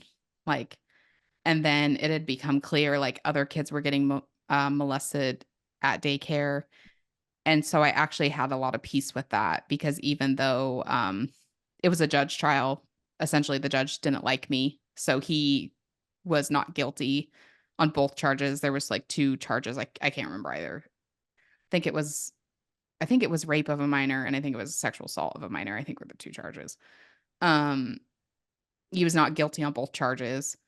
But then when I learned about like everything that had through the MDMA, so it's how MDMA works. So if you mushrooms, if you take mushrooms, they're more than your unconscious mind. Like you can feel the energy from plants and trees, and that's why like in the 70s people would joke about people on mushrooms like staring at trees. MDMA is just your memories. It's just your unconscious. And so it's not being influenced by anything outside of you. Like it's very much within you. There's a bunch of great resources on maps.org, but that really helped me feel peace about it. Like I felt like at that point, 13-year-old me didn't just go to court for that one instance that happened. It was for the other kids that it happened to. It was for the years that I had forgotten about. So with everything, there's very much been a journey of there was deep regret from, and both my MDMA episodes are on the podcast. I wrote my reports up, my trip reports is what they're called, and I read them on the podcast. But so it's been a process of anger for sure, of why did we waste all this energy? And then by the time I did my first MDMA session, second MDMA session in 2022, I finally felt peace about how it went. I was like, okay, I wasn't just like, as terrible as it is to say, but it's honest. Like Todd's old. Like I think God kind of straightened out that one. He ended up getting in a car wreck, and it's like he's still alive, but like he's in a home and had his kind of freedoms taken away physically because somehow he was still going at like 90 and then had gotten the car wreck. And so I'm like, God handled that one. I didn't really have to, I did my part. So, but I think the babysitter son was arguably still more a threat to other little kids. And um, even though he came up with the not guilty, like everyone in his family, whether people want to say this or not, it's always going to be in the back of your mind, you know? So if people around him have kids, hopefully there's at least a little bit of I don't believe he did that, but I'm probably not going to let him go in the room with, that's my hope, I guess. But again, that's kind of stuff I can't carry and have to hand back over to the big man.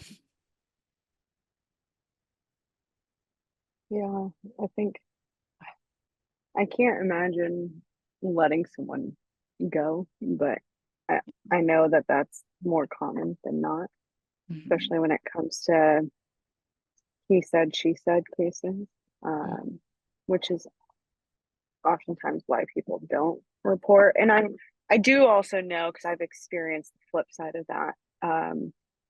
Having a lot of men in my life who have been wronged and who have had women lie on their name. Like I've seen the flip side, and that's equally as sad and heartbreaking to see because in either stance, whether someone is lying on your name, accusing you of something you haven't done, or someone takes away your control over yourself, they're both losses of control. They're Mhm. both fear enticing. They're both power taken away from you. And but to see a child doing that, it's Yeah. much more rare, I would say, for a child to come up with this crazy story about being, sexually abused, Yeah. um, and want to go to trial for it. So having adults kind of observe that and then abandon the child, not just having your own Yeah. family abandon you, but then other strangers abandon you. It's throughout the process.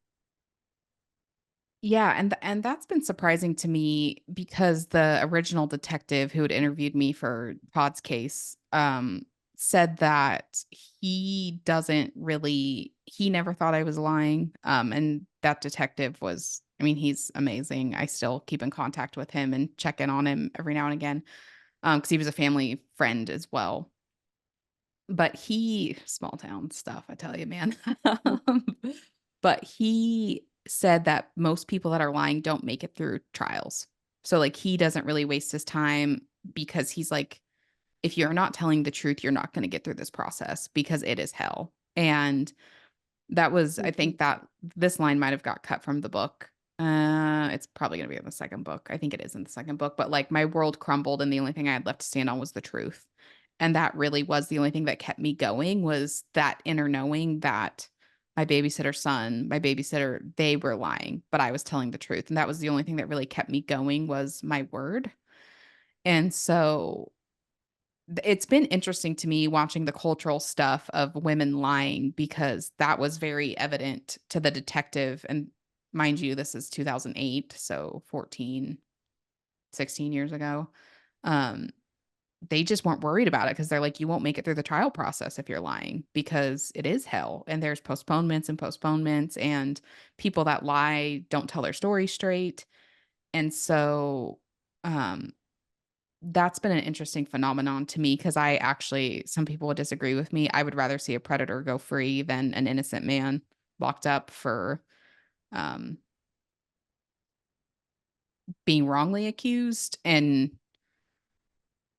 yeah, I'm not gonna go too deep into it, but I have an issue with the fact, like, we've got men that are afraid to even give their women friends a hug because of this concern, because it's just malicious. I mean, to accuse someone of a wrong they didn't do, and having, like, gone through that, you're hurting the people that actually did experience this, right?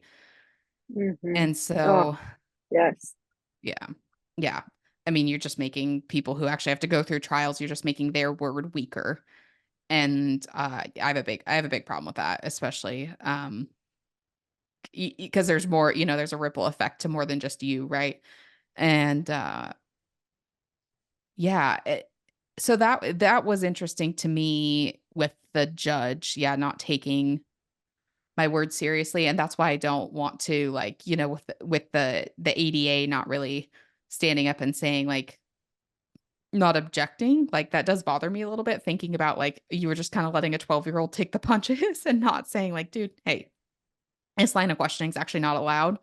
But I also don't wanna really beat him up too bad, because, um, both cases happened in 2 different counties, so it was 2 different ADAs, 2 different detectives, 2 different, and my legal team, if you will, was amazing. Like, the ADA was amazing, the, officers were amazing.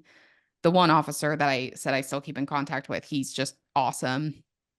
And, the ADA, I mean, he really did his best. And he, afterwards, when, he was more bummed than I was, I think, about the not guilty verdict. And it was just kind of like, I could tell he was bummed. And I just, like, walked over. I was like, "Can I give you a hug?" I'm like, "You did your best. I did my best." Like, if the judge didn't believe me, it's kind of interesting, because my attitude was like, "Ah, that's his problem." Like, I was kind of like, "Screw you, dude." Because I remember when it's a judge trial, the judge goes, like, guilty or not guilty, and he technically doesn't have to explain why. He was explaining where my reasonable doubt was, and he was saying, like, some parts of, one of the things my babysitter's son did was he had showed me, like, a porn magazine and was showing me, like, I was so young, he was essentially showing me what intercourse was, and he was saying, like, "This is what we have to do." And I remember the judge saying that that was just so far-fetched, that would never happen, and I was just sitting there like, "Yeah," 'cause, Mhm. pretty sure back then it was pretty common for young boys to have porn magazines in there. Like, he went into his brother's room and got it, like, I remember all that stuff very vividly. So, yeah, no, it was an interesting experience, because I'm like, "Eh, the judge didn't like me," which was, um yeah, very fascinating. Well, and what's interesting is you and I have also talked about human design and Mhm. your piece of human design being that people will often project perceptions of you Mm-hmm. onto you. Mm-hmm. Um, and oftentimes they're negative in connotation, what they're projecting onto you. And what I find interesting, not only does that kind of go in alignment with what you're saying, where a grown man, a judge who's there to be somewhat of a unbiased mediator within court cases is still fulfilling that prophecy of, projecting onto you whatever connotation he has as a child, mind you. Mm-hmm. um, I think that there are things that adults, especially when interacting with children, can forget, where they'll become out of tune with their childlike selves. Mm-hmm. Because I even can recall a memory of a teacher I didn't particularly like, and they projected a lot onto me as well, Mm-hmm. negative connotation wise. And Yeah. I remember him accusing me of something, Mm-hmm. and I started crying because we sat there for like 5 to 10 minutes of me explaining my case very similarly of like, hey, I didn't do this, this is it. And I said it very level tone, very even keeled. And after he continued to ask the same questions, I started crying and I was like, I didn't do this. And his response was, well, you had to have done it because if you didn't do it, you wouldn't be crying. And in my head, I was like, it's kind of what we were talking about at the start, where it's like having your own assumptions used and twisted against you Mm-hmm. in that type of manipulation tactic. And then we've discussed too Yeah. that being like, oh, well, those men are in their feminine, they're in this Mm-hmm. manipulation and this mind game type of mentality where they can't, men are quite matter of fact. They tend to be more black and white than women. Not all, but they tend to be like, oh, the ocean's blue, the sky's blue, this is what it is. Whereas women are like, don't you see the gray? The sky's not blue because it's also purple and pink and it has sunsets and sunrises and it's great. There's all these other things. To write it off as blue is like telling half the story. Um, and so I think when you have these men that are just writing something off of like, oh, well, yeah, he couldn't have shown you porn at an age because that's too crazy. That's too wild. It's just like you aren't sitting within your actual masculinity of like the facts, the black and white. Here's the story. And you're allowing yourself to be deceived. Mm-hmm. Because I feel like, I mean, even Allison describes it, and I don't want to take her writing out of context, but she does say that men can sniff out a lie from 100 miles away, essentially, where it's just like if you try to BS a man, if you try to fabricate something in front of a man, they're going to be able to detect any fakeness towards them. Mm-hmm. Which is also why in her book she describes like not living untrue to yourself. And I think you and I have seen that as well, where it's like you can tell men standing within and sitting within their masculinity versus not, because they're more easily deceived when they're not. Mm-hmm. Yeah. And women taking ownership of if you're in your masculine, you're more likely to attract a feminine man. And most relationships, or I see where a stepdad or someone is molesting their children, the woman's in her masculine, the Mm-hmm. man is in his feminine. And the other thing that's going on is when a woman gets into her masculine, she's disconnected from her intuition and cannot pick up on whether she's with a dangerous man or not. She can like only Mm-hmm. see the seen and not the unseen. And it's the unseen where this is at. Like on the surface, Todd was a very good old cowboy. Like he'd been in the same town for a ton of years. Everyone that knew him loved him. And Mm-hmm. so then that was one of the reasons I was so terrified, because I was like, there's no way anybody's gonna believe me. But then when I said it, people saw it. So it's like, well, how can we see it before someone says it? And to me, that is where intuition comes in. And then also learning how to not need to justify it, because I didn't like Todd when I first met him. And I like going Mm, back to adults putting stuff onto children or like dismissing children. I was called judgmental. I was called uh uncompassionate, I suppose, because one of the reasons Todd had started giving lessons again was because his wife of 50 some years had passed. And so he had trained horses, I think his whole life. I don't know that he ever had other jobs other than horse related jobs. Like a lot of struggling horse trainers, it's not uncommon for them to also shoe horses on the side or work at auction yards, like just kind of anything to pay the bills until they get a clientele built up. And so he had done like bull riding and like odd jobs like that. But I think he always, from what I recall and what he told me, always had worked within the horse industry of some sorts. And so then he got his clientele built up and he was very well known like locally. Like so he had got out of horse training to take care of his ill wife. And then when she passed, had got back into it. And like when the town, and I talk about this in the book, when town had got word that he had started training again, like his barn filled up because there was no good colt starters around.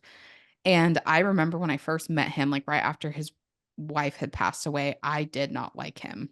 I didn't like him at all. There mhm, was something about him that just, and when I said, like, I don't like him, I was dismissed. Like, you're being mhm. uncompassionate. He just lost his wife. He's not with himself. He's not. And going back and realizing that now, it's like, I would rather not like somebody. Like, if my intuition just says stay away, I would rather stay away Mhm. than get too close. It's kind of a give and take, but like, no, someone, I would rather be proven wrong that the person is actually good and we're just having an off day or something than have a feeling and dismiss it. Because just definitely Mhm. going through this situation, watching, kind of going back to the generational trauma and other things, like I would rather have my intuition be fine tuned and wrong than have it be right but not trust it. Yeah. I think you and I have discussed intuition extensively. Mhm. And that's one thing both of us have taken into consideration is we will oftentimes sense things that others don't. And Mhm. anytime we live out of alignment from our intuition is when we're bitten in the ass, for lack of a better word. Yeah.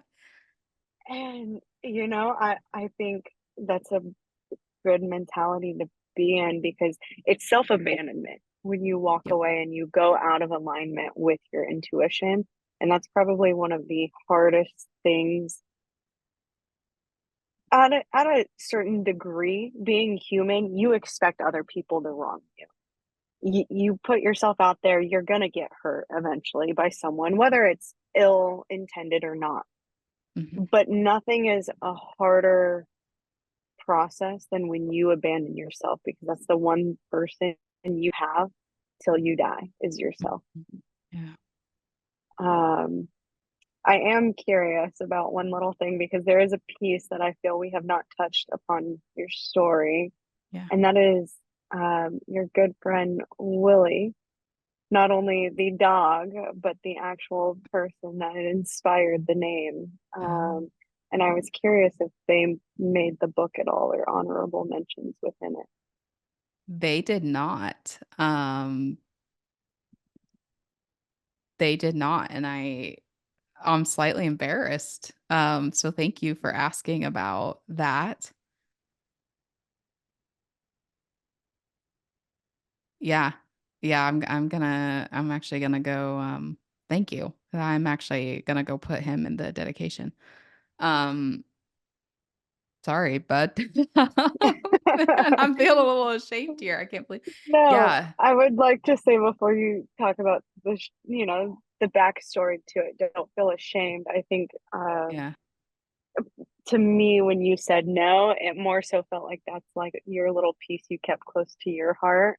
And it's Mm, like your one piece that's like, this is mine, and it's yeah. okay to have things that belong to you. You're exposing a lot within the book, and it's okay to have your one thing that's like, this is my Yeah. little sanctuary, if you will. But go Yeah. ahead if you would like to talk about that question.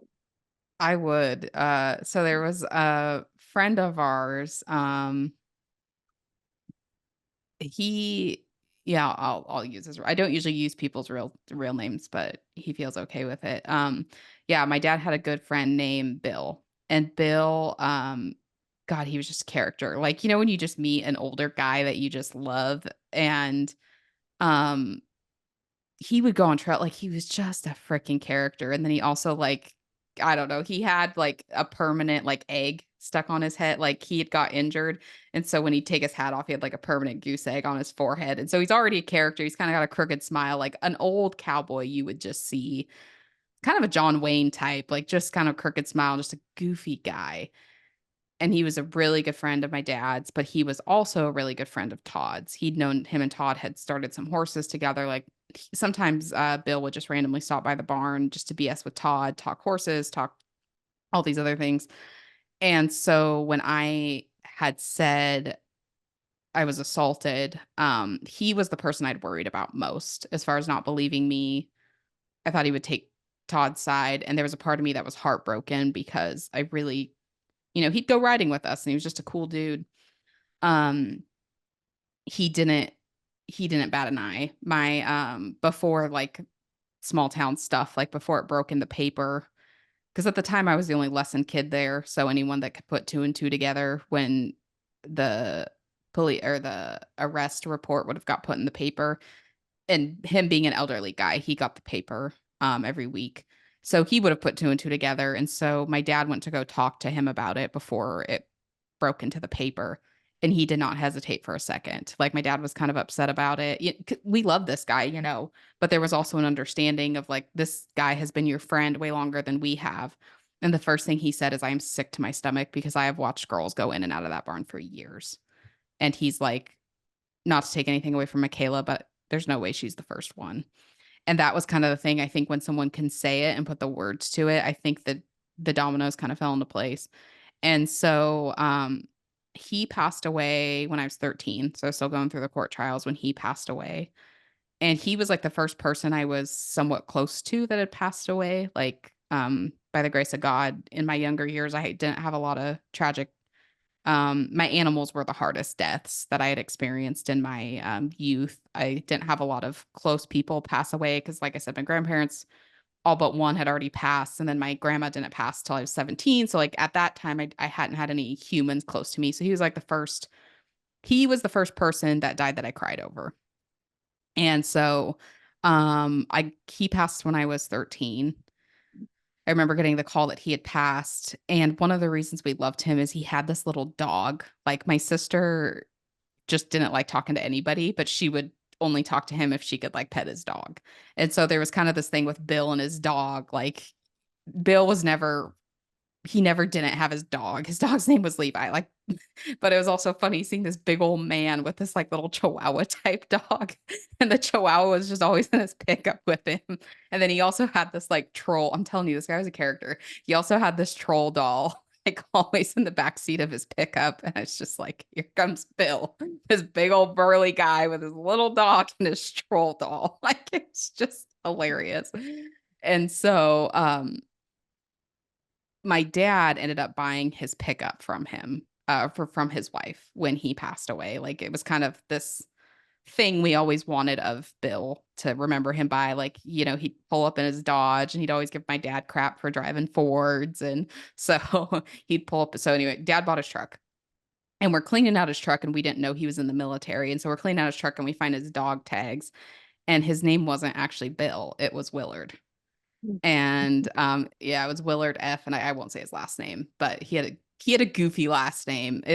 This isn't his last name, but let's just say it rhymed with donkey. So, like, it's just goofy name, and so then I got Willie, my Willie, when was I 9? No, I was 18 turning 19, and Willie was with me for, like, 4 or 5 days and did not have a name. I didn't know what to name him. And I was like, I really would love to name him after Bill because he he he believed me from the start. And he really had I think maybe this is where intuition comes in because I don't care what men say. Men have really awesome intuition. It's different than women's, but I've seen men with some crazy and like instincts. They'd probably call it more instincts than intuition, but that would probably be the piece he just they wanted to name him. And I did write this in the book at some point, so I wonder what happened to it. Like for the man who he didn't hesitate for a moment to believe me. And so there was this, yeah, just this, you know, I just cherished him. I really did. Just, he abandoned a 40, 50 year long friendship without hesitation. Like I don't even think he Mm. like Todd had tried to Todd had tried to call him to like basically get him on his side, and he's like, I have nothing to say to you, and what I do have to say to you, you don't want to hear, and he hung up on him. you know. Ah. And so it was just like, yeah, no, yeah, but I was like, I'm not gonna name my dog Bill. And so I was like, but I would name him Willard. And at the time I also loved the remake of Footloose. And Willard, played by Miles Teller, who's also in Top Gun, was playing Willard. And like I just love the energy that comes with the name Willard. And so that's how Willie got his name. Yeah, I've heard this story before, but it's still like I'm getting, goosebumps and tears just hearing it again. And I think before I hadn't really noticed, but it is interesting the parallel. This is where God comes into play, and I've always thought God has a funny sense of humor because we talked about hatred and anger, and it's like having that not only towards men, but this very specific version of a man, a cowboy at the least, and then having the complete polar opposite, but same person, same aesthetic, same style, same background, upbringing, another cowboy, do the complete opposite of like believe you without a questionable doubt and Mhm. abandon a friendship that he's had for longer. It's like it's a sense of relief because you have this whole town who's going against you and Mhm. ostracizing a 12 to 14-year-old girl, and Mhm. then you have one savior on a white horse, so to say, which I know you and I have certain emotions towards that, like Yeah. Yeah. needing saving, but it also being this old school cowboy. um God has a funny sense of humor, and I think the Mhm. key takeaway from that is not to put someone in a box just because someone who appears a certain way does you wrong doesn't mean you should generalize that whole archetype and say they're all one way. Mhm. Yeah. And when I did what I referenced in April of 2019, I called it like my sexual assault awareness project. I would write my captions the day of. And so it was kind of interesting because I was always surprised at what I would say God would bring to me to write.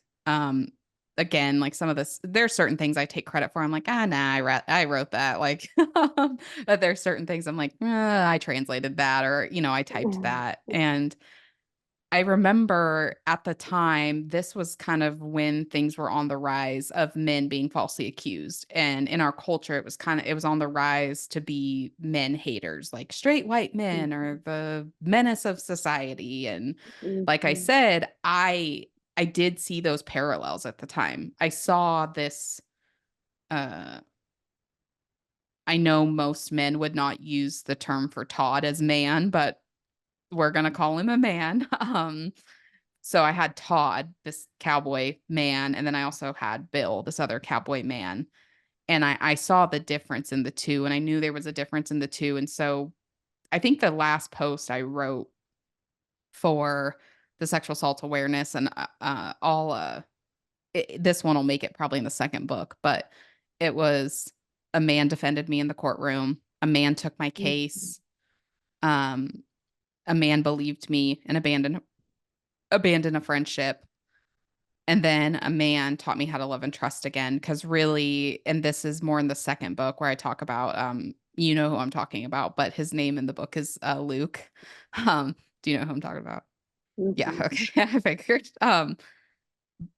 And then at that point I had dated Luke, and even though him and I didn't work out, like he showed me the reason I believed Allison's work when I read it, because I read Allison's work 5, 6 months after Luke and I had quit talking. Um, the reason I believed the words she was saying was because I had met and got to know Luke, and I saw this be like that was a big parallel for me as well, was like all those beliefs we were talking about that were formed in childhood of boys are dumb, men are shallow, like all of these things. Luke shattered every one of those beliefs for me, because I had like the first night I met Luke, he tried to protect me from like I remember I didn't really realize I was, but in the book some random guy tried to come up to the door and get in, and he like got all I remember like watching him from the passenger seat, because I'm like I didn't think it was a big deal, like some homeless dude was trying, he's like, man, I thought I was gonna have to kick that guy's ass for a minute. I'm like, is he trying to protect me? I'm like, that's weird. And then 5 6 months later I read Allison's work and I was like, whoa. So anyway, I like had all of these things happening, I've had these parallels, and so the last line was like, a man taught me to love and trust again, which was Luke. Two men molested me. And like out of all of these other men that had came to my rescue, that had come to save me, always outweighed the quote unquote men who did me wrong. And in Mhm. fact, and this is not taking anything from away from women, because our relationship and our friendship dynamic has helped me immensely. Like whenever you and I learn about something new, it's like, can we practice with each other? Like, and even you and I've talked about when I go to do something big or scary, when your ego gets in or whatever, it's like, Kenley still loves you, Michaela. It's fine. Like, you're not going to lose love if you do this because you have Kenley's love or, the relationship. And so not to take anything away from women, because I've had to work through my wounds with women, the mother wound, the feminine wound. I've had to work through all of those. But as far as from the sexual trauma, what's brought me the most healing is all of these men who have helped me, who have. And so that's one thing I always hope to highlight when I'm talking about this stuff is yes, I had two men that created very perverted acts that did things we pray don't happen in our society, but they do. And then I also had way more men come to my rescue and were there for me and defended me from these other men, protected me from these other men. And so that's part of our problem with this cultural stuff of putting stereotypes on one another. It's like, okay, for what one person does doesn't make the whole group wrong. And to think all men are bad or all women are good, it's just the most bananas thing. And it's like, I've had wounds from women. I've had wounds from men. Guess what? Men have wounds from me. Women have wounds from me. Like we're not always the hero and we're not always the villain, but we are the villain for some people and we are the hero for other people. And it's really this book has allowed me to own both where I've done, because like there's some stuff I talk about with Luke now knowing like the stuff from Allison, like I have emasculated men, right? Like I didn't want to, didn't intend to, but that was the side effect of it. And it's not to beat myself up, but it's like, no, I was the villain in these stories. I'd love to really be the hero in the next one. So like what behaviors do we need to shift? And so yeah, thank you for pointing that out. Cause even back then it was like, yeah, I had this traumatic experience with Todd, but then, here comes Willard to save the day, which it's kind of funny that we talk about that because, my dog Willard has, done so much for me and brought so much healing to me of, loyalty and unconditional love. And even on the days that I'm going crazy and it's like, you're like, yeah, it's a dog. It's like, we can learn a lot from pets, if we allow. And it's like, you know, this Willard is my savior on my white horse in a lot of ways too,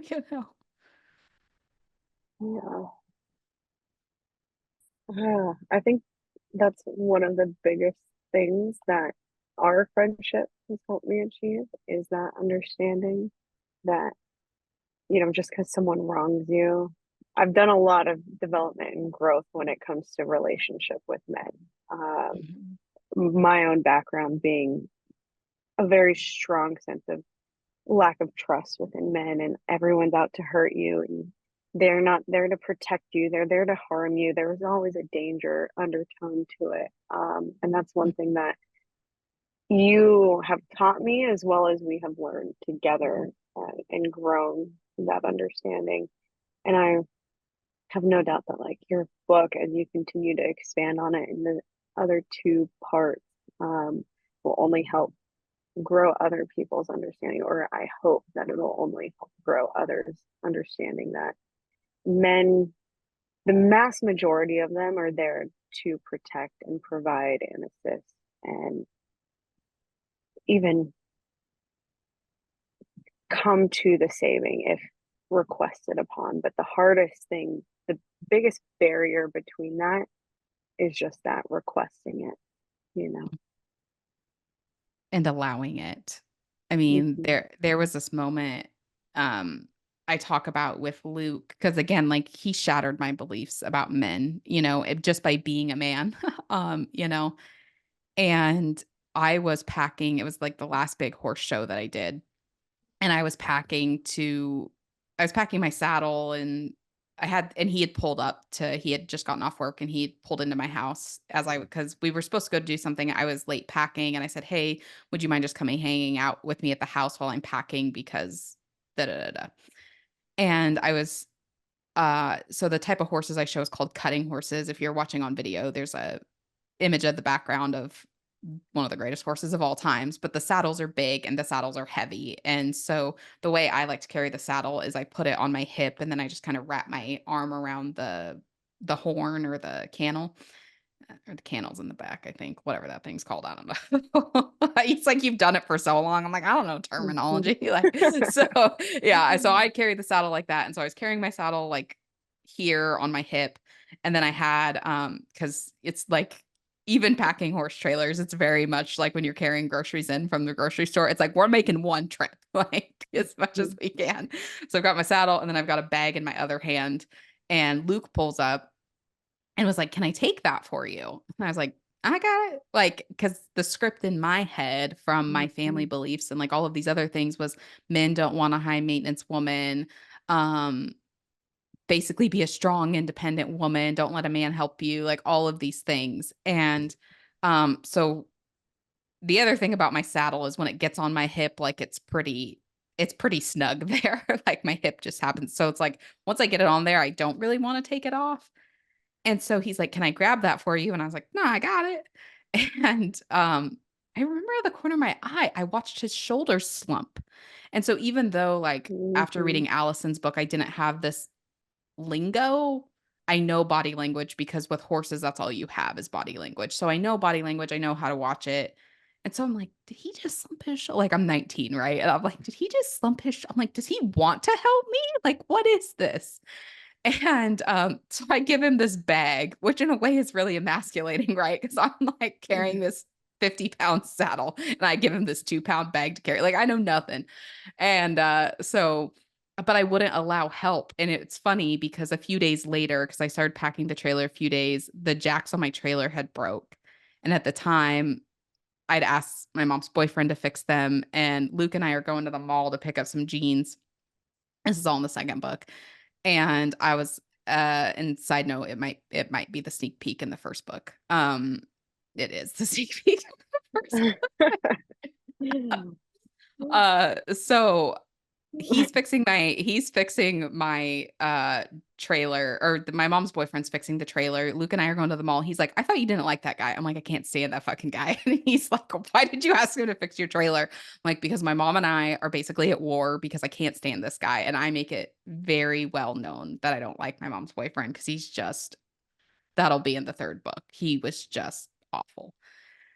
But I'm like, I'm trying to make some peace here because being at war within your own home is just awful. So I thought that maybe him helping would break the ice, if you will.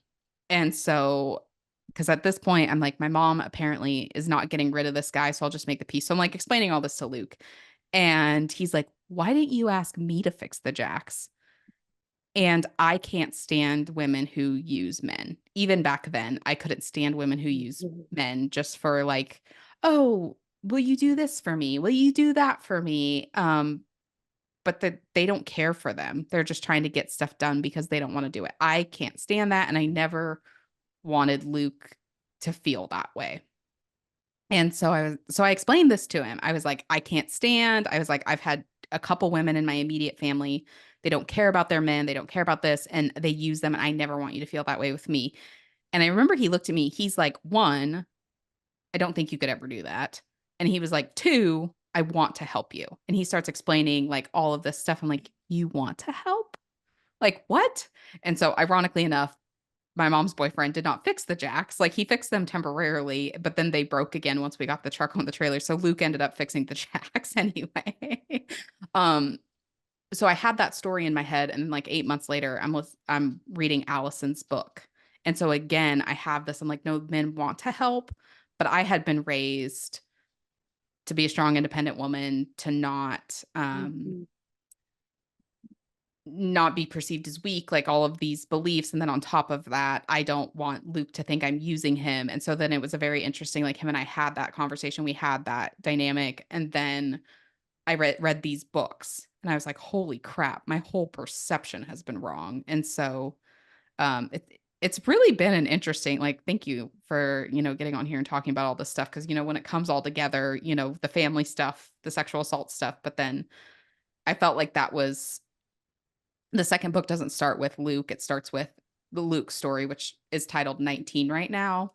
But I thought it was a good, I think everyone's kind of a sucker for a love story. And, it's like teen love, Mhm. which is just, I think, at its purest for a lot of reasons. So, yeah, that is the sneak peek.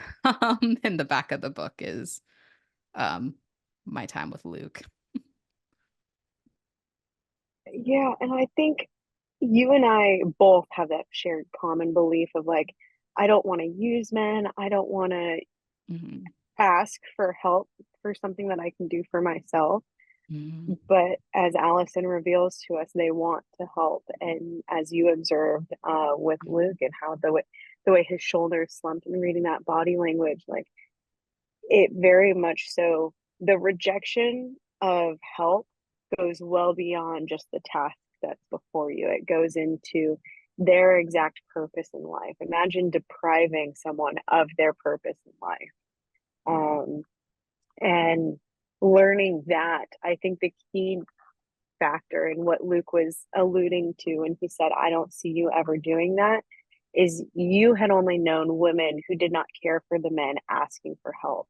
But when you're a woman who uh, genuinely cares for the men, and not even just talking about a relationship, but I've noticed in platonic friendships and relationships, when you show genuine care and ask questions about someone and then you ask them for help, for a man, that's like everything that he could ask for. You'll just see them light up Hmm. and genuinely look forward to interacting with you. A man wants to be in the presence of a feminine woman. And the best way to attain that is have genuine care and allow them to help you. As hard as that Hmm. sounds. So as long as that's Yeah. there, I think that you will never touch on what you wanted to steer away from that your family has done in the past. And knowing you, I don't think you have it in you to ask anyone for help that you don't genuinely care for because you are such a genuine soul.